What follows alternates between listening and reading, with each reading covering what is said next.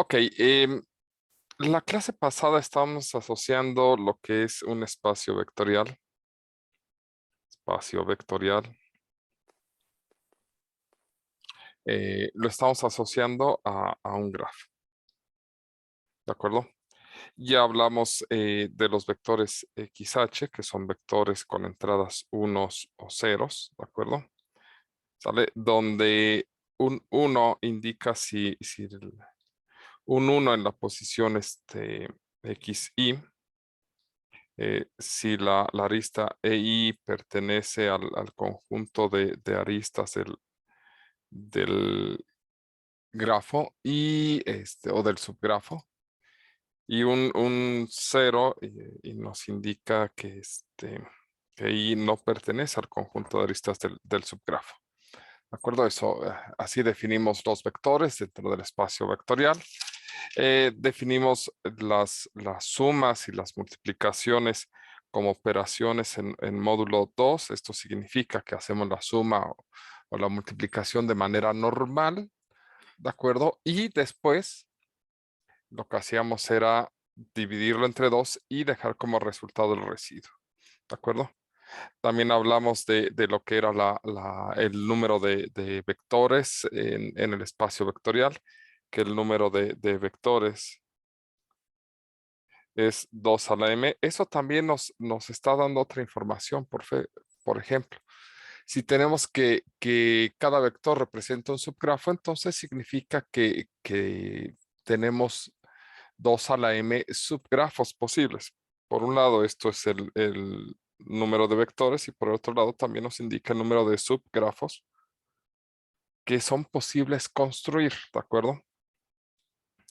También hicimos la observación de que si teníamos los grafos H, si tenemos dos subgrafos, digamos H y J, ¿de acuerdo? La suma anillo de H y J era equivalente a sumar los vectores, ¿de acuerdo? Entonces esto es a grosso modo un resumen de lo que hicimos en la clase pasada. ¿Sale? Bien, nos falta definir un par de cosas que son importantes para terminar de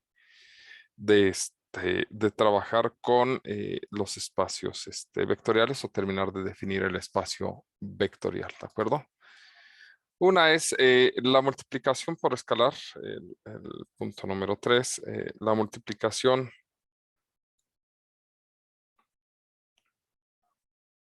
por escalar, que también se va a llevar a cabo módulo 2, ¿de acuerdo?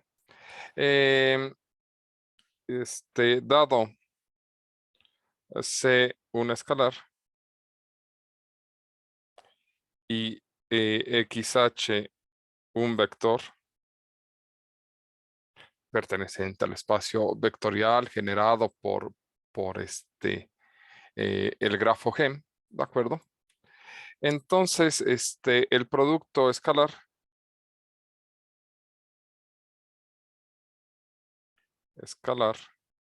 ¿sale? Va a ser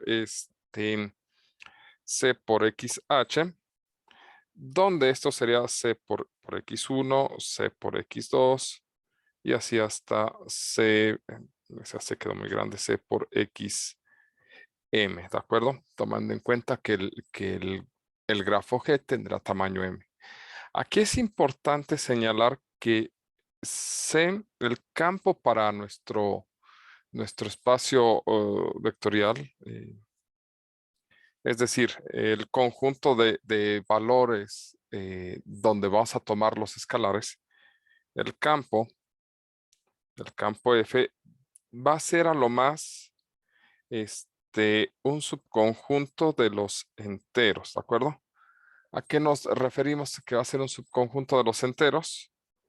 Em, Nos referimos a que no pueden ser, quedan fuera de posibilidad de utilizar los campos de los racionales, es decir, de las fracciones. Y también queda fuera de esto utilizar los reales. ¿De acuerdo? Y eso tiene que ver con la modulación. La modulación es una operación que solamente tiene sentido en los enteros. ¿Sale? El campo más simple que podemos utilizar, ¿de acuerdo? El campo F más simple, pues es el conjunto 0,1. Porque pues, en realidad es todo lo que se necesita, ¿de acuerdo? Dado que se va a modular, ¿sale? Si bien es posible que en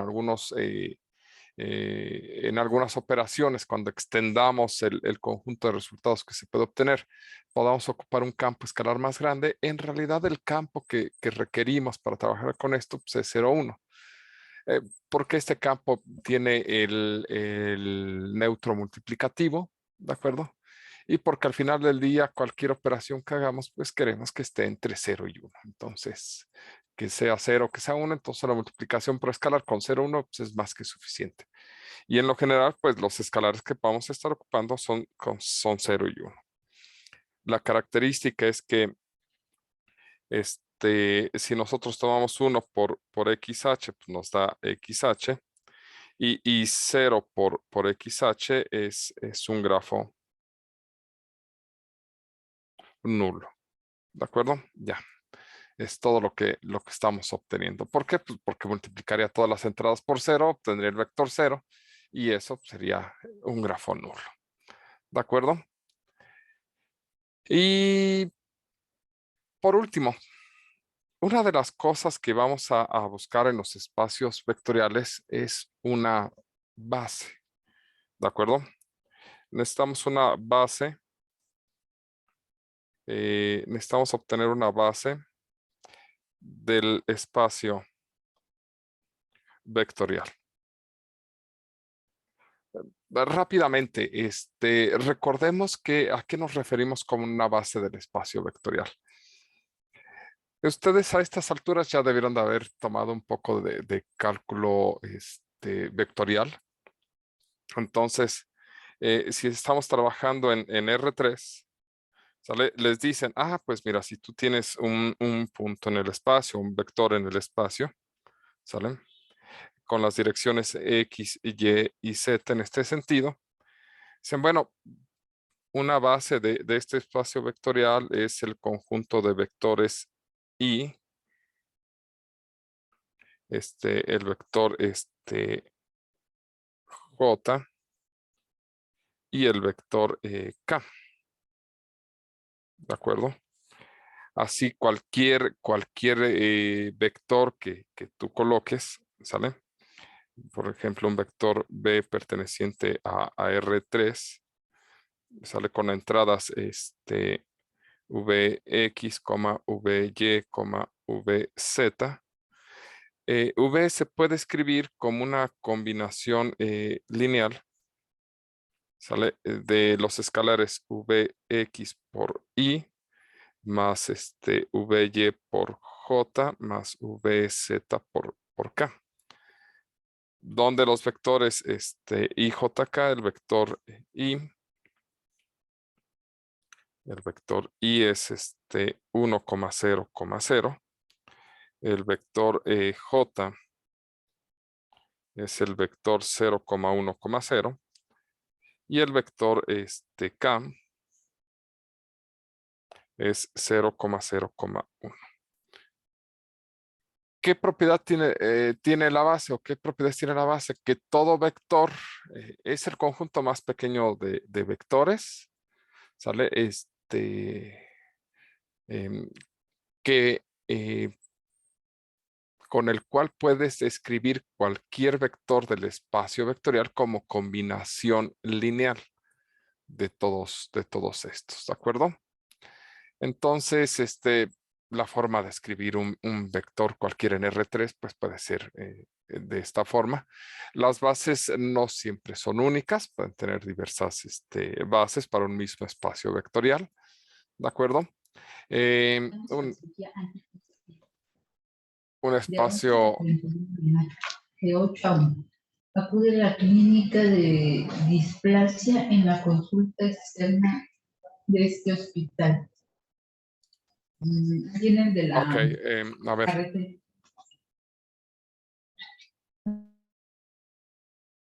Gracias, gracias.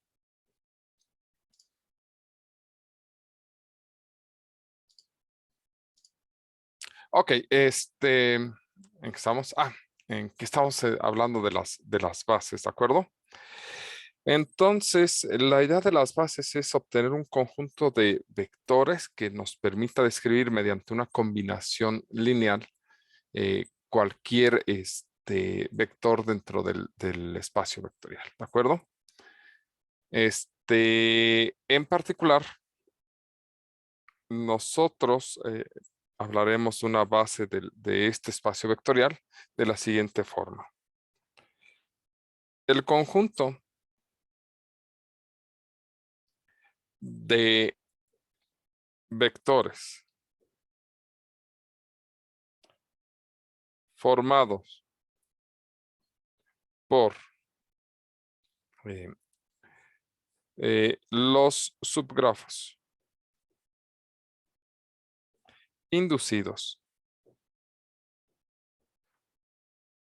por una arista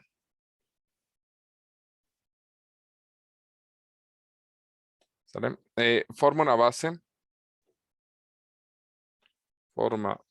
una base del espacio vectorial.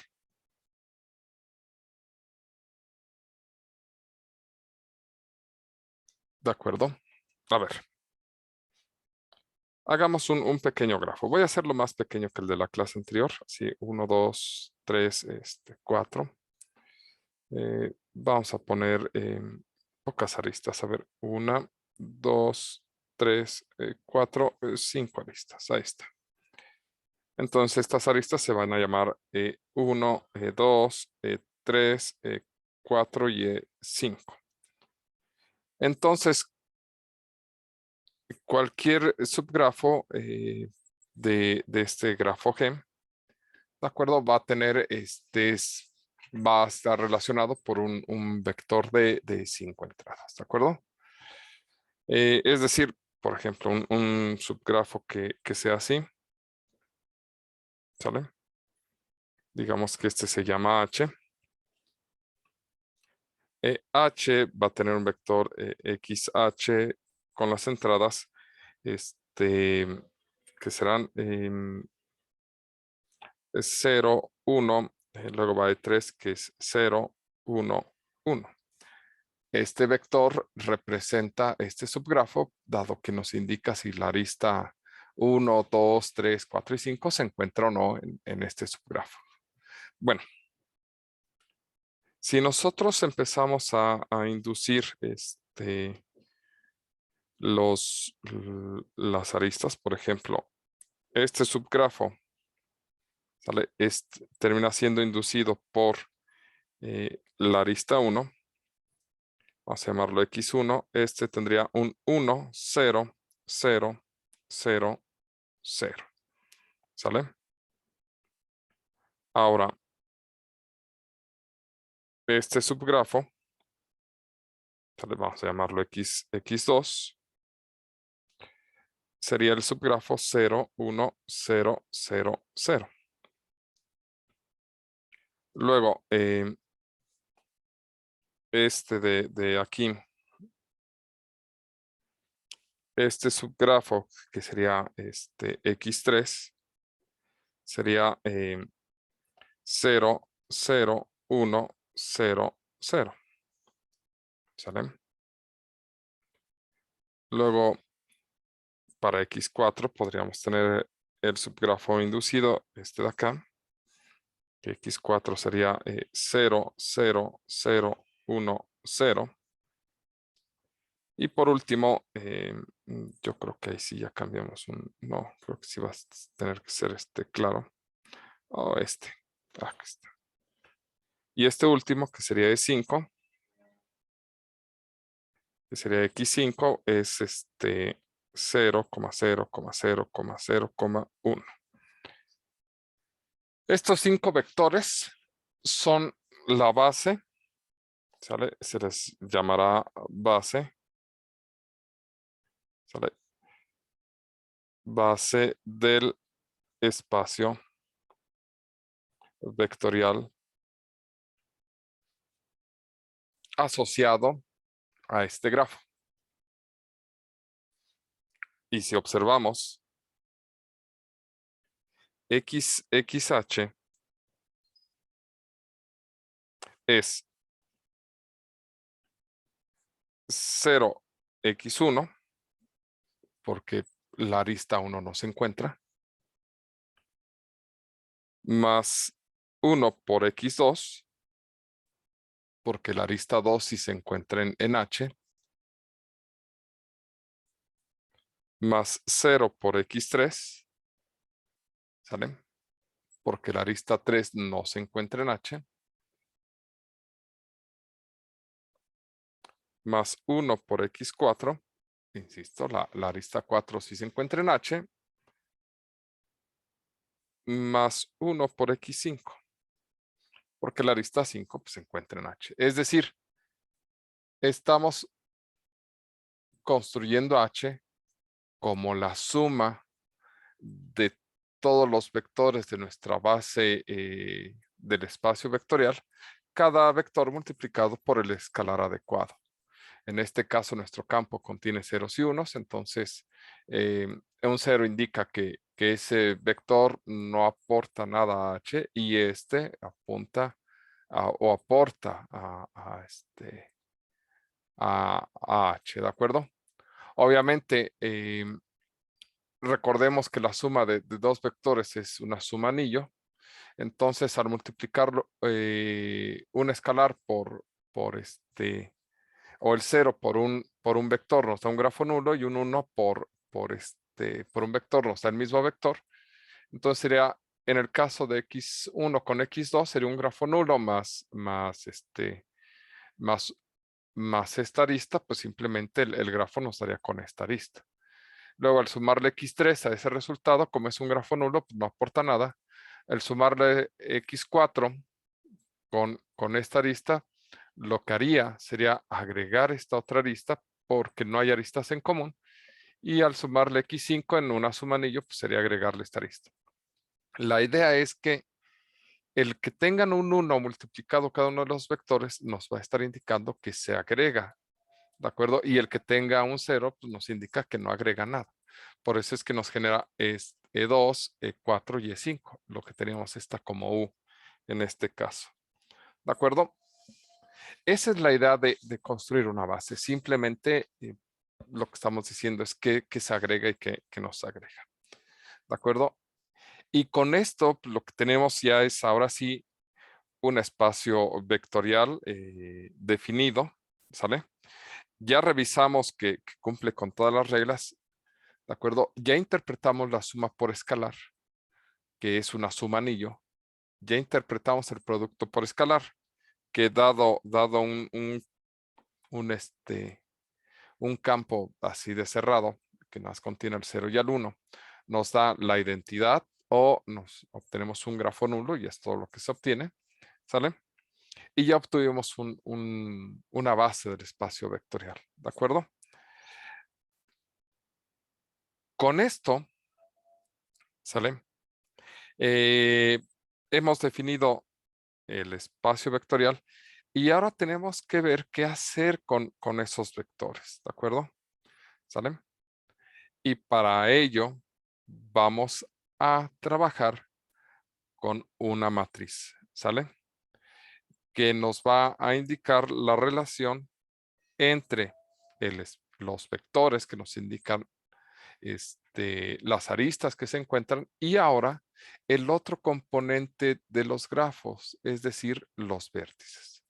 Y para ello necesitamos hablar de una matriz de incidencia.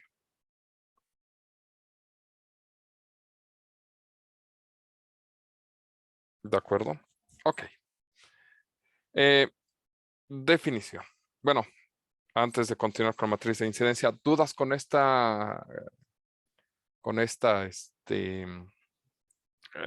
con esta base y con todo esto que hemos estado viendo?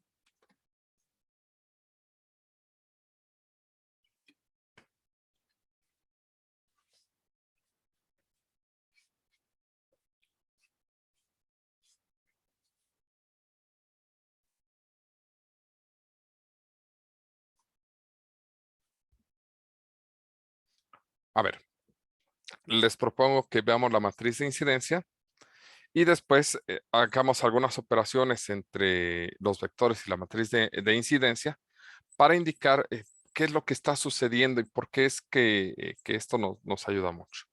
¿De acuerdo? La idea de trabajar con el espacio vectorial es porque vamos a aprovechar los resultados de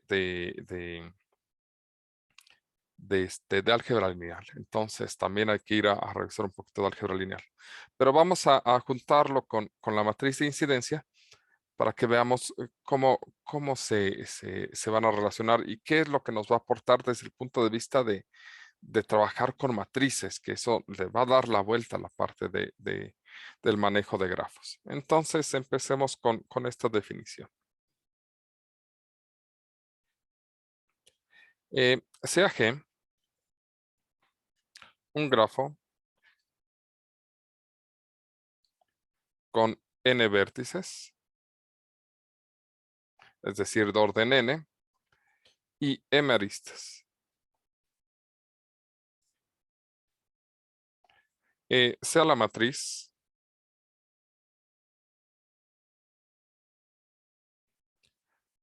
A n cruz m, es decir, con n renglones y m columnas, con lo cual lo que nos está tratando de inducir es que algo tiene que ver los renglones con los vértices y algo tiene que ver las columnas con las aristas, si no, no tendría sentido que tuviera ese tamaño, con los elementos A y J, es decir, las entradas de esta matriz las definimos como A y J, ¿de acuerdo? Tal que A y J es igual a 1 si la arista J, las columnas van con las aristas, es lo que nos está diciendo, ¿sale? Incide en el vértice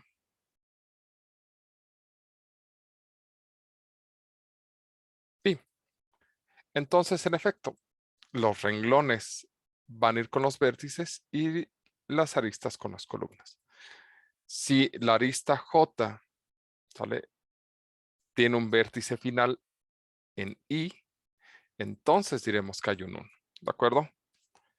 Y 0 en otro caso.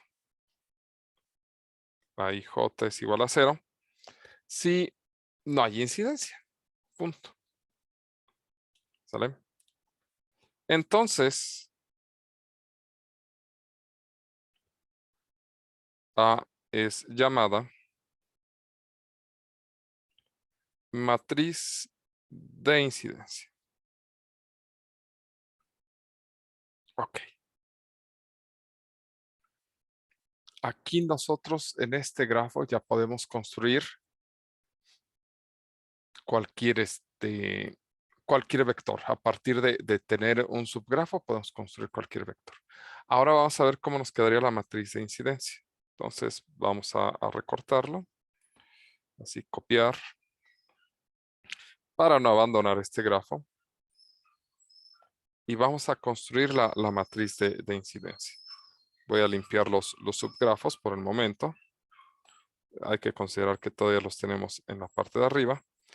Pero nos falta nombrar los vectores. Entonces, perdón, los vértices. Entonces, digamos que este es V1, V2, V3 y V4.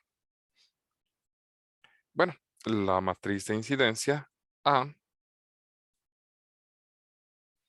va a ser una matriz con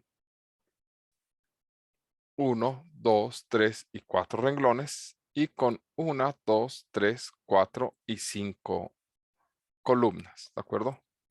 Va a ser de 4 por 5. 4 renglones, ¿sale? Y pues bueno, empezamos con el primer vector, ¿sale? el vector, el primer vértice, es que como los tengo con V me confundo. El primer vértice, a ver, creo que valdría la pena escribirlo así. Para que no nos vayamos olvidando. Vamos a decir que aquí está